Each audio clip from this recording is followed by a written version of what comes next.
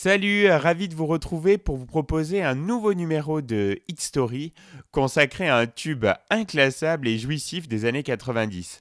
Avec le brio, Big Soul a connu un succès fugace grâce à du rock comme on l'aime, simple et vigoureux à la fois, libre et généreux.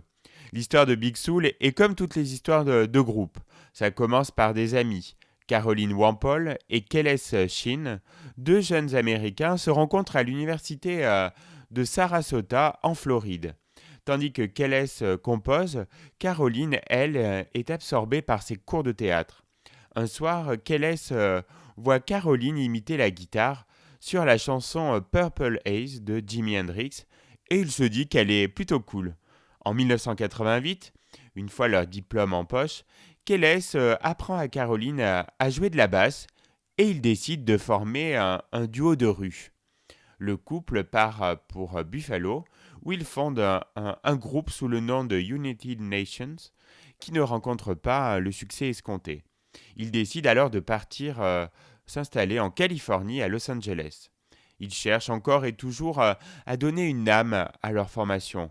Le nom du groupe devient Big Soul en hommage à John Lee Hooker et son morceau What a Big Soul. Peu de temps après, un troisième larron, J.D. Smith, intègre le groupe. C'était le batteur qui leur manquait. Big Soul s'est trouvé. Après, la suite, c'est un peu digne d'un conte de fées. Une nuit, les Big Soul rentrent un peu écœurés d'un concert. Keles se venge en attrapant sa guitare et Caroline se met à rêver en français et écrit d'une traite le brio. L'idée, c'est de proposer un morceau un peu dingue pour attirer l'attention des gens, comme le groupe dont il faisait la première partie ce soir-là.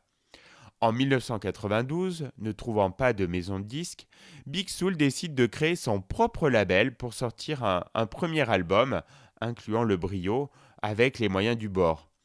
Et là, coup de chance, lors d'un concert du groupe sur Sunset Boulevard à Los Angeles, un touriste français achète le disque et l'emmène dans ses bagages. Cet album, simplement intitulé Big Soul, passe de main en main et se retrouve dans celle d'un DJ parisien qui embrase la foule de son club avec le brio et l'autre tube du disque Hippie Hippie Shake.